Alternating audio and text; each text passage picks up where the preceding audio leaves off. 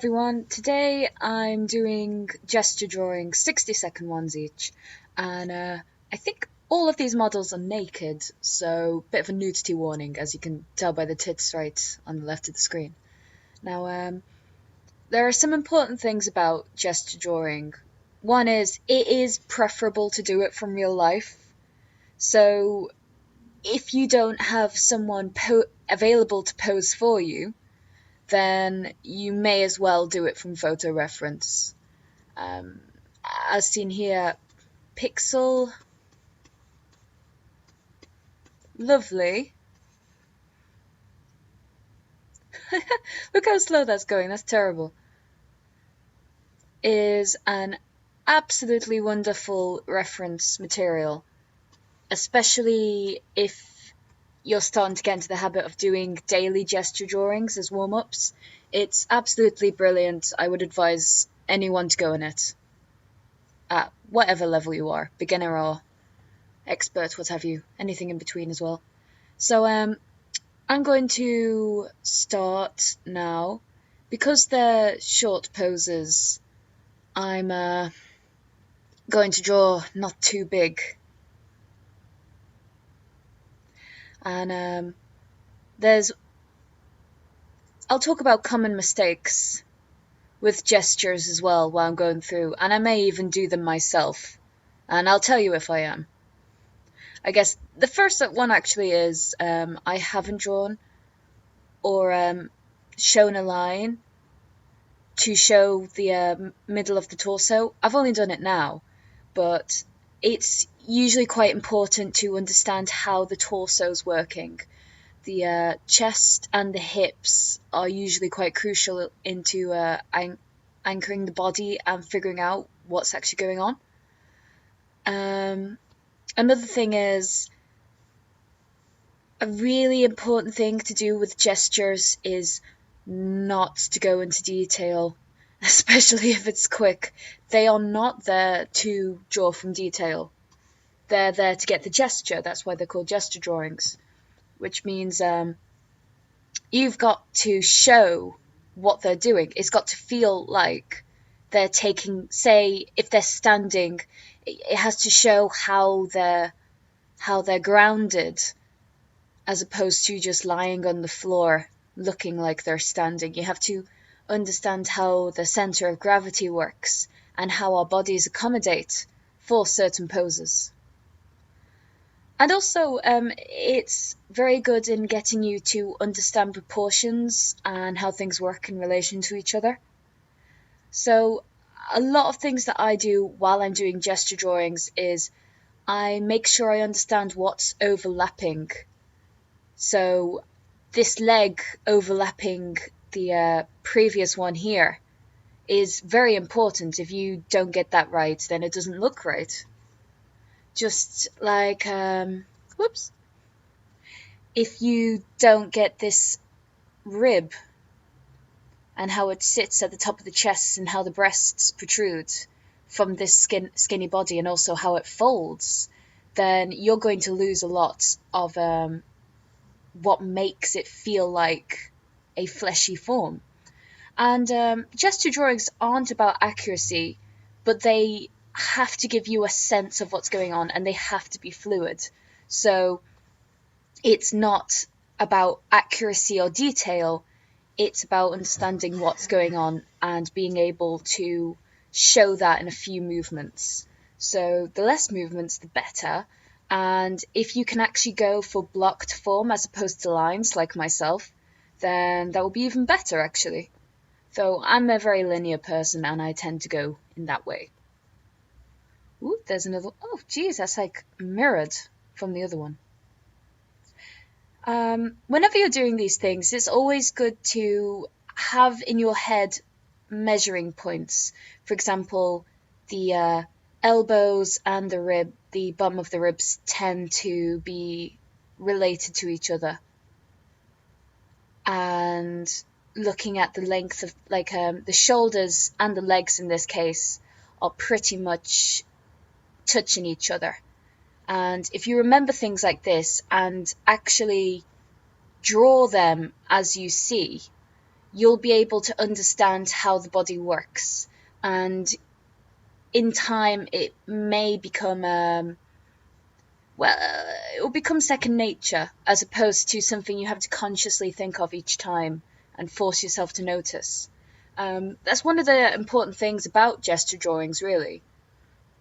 They teach you how to see, and they teach you to pay attention correctly.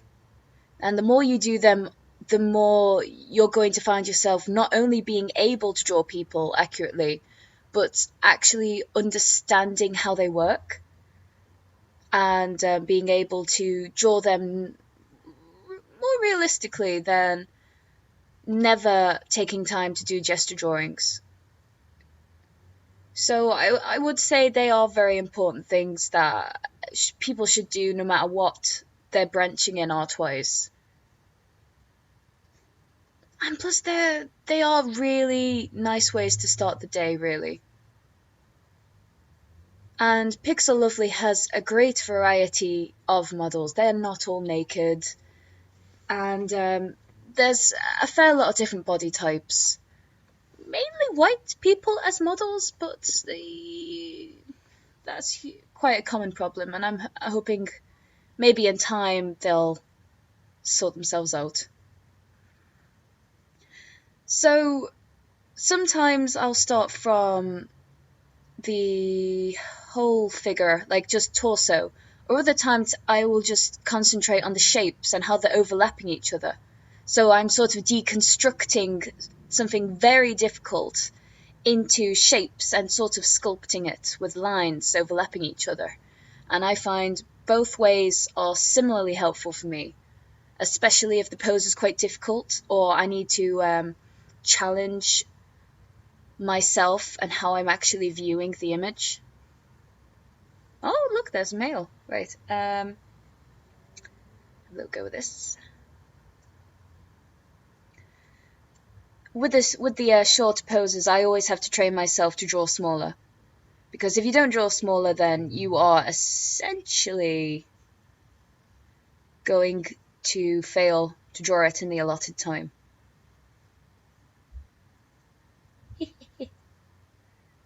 Don't mind me, I'm just drawing the arse.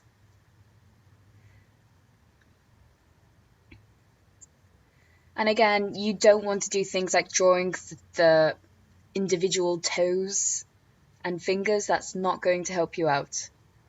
You have to get the basic shapes down first, and then you can go into the detail while you're waiting and build on top of that form.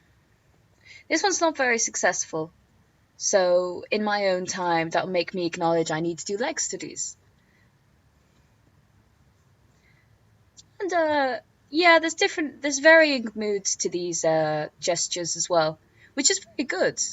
And it does broaden your mind as to how the body can really move itself. It's important, if you're doing anything involving the human figure, to play with forms and also see just how much you can do with them and how much you can manipulate them before you start trying to draw a cool pose, as it were, or you're drawing people off the top of your head. You will tend to just have very awkward, wrong feeling or stiff figures, because it's a lot of information, the human body, and no one's going to be able to construct it off the top of their head. But if you're drawing people in countless poses all the time and every day, for even if it's a few minutes, you'll notice a massive improvement in your ability to construct a body, because you're essentially processing the visual information of just hundreds of bodies a week. So it builds up, and it's great. It is really useful. I feel like it's always quite challenging as well, because you have such a small time limit, and it feels like you have to process so much information each time. Of course, you can start slower if you're really finding it hard to do gesture drawings, but I would say it's easier just to start at 60 or 30 seconds. and it does help you get out of a lot of issues beginner drawers do have, which is getting lost in the details, not looking at the whole figure as a shape, and basically just not recognizing what they're actually trying to draw. It basically breaks you out of the habit. It's like hardcore art training. And if you ever draw people from real life, they tend to be gesture drawings too, just because they're not posing for you and they will be moving. So it's even better if you could do it from real life, especially since they will be 3D and you can draw them in numerous poses just as a matter of them, say, I don't know, picking their nose and then shifting their feet. That's already two vastly different poses which you have to capture.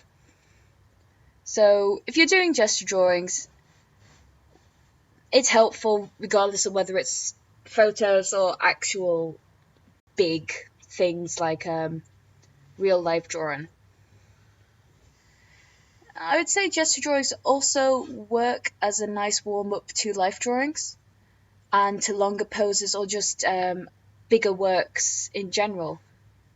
They just help you loosen up and pay attention to things.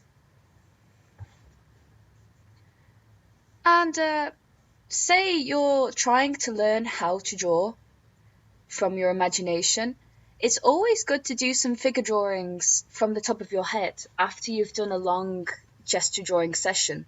You usually see that you've retained some information and then you're using it while it's still fresh in your head.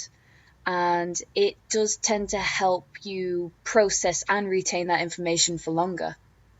Of course, like with anything, if you don't do gesture drawings for a while, you will notice that your bodies are worse, or they seem to go backwards in quality. It's very frustrating, but it can easily be rectified because doing gesture drawings every day is really easy.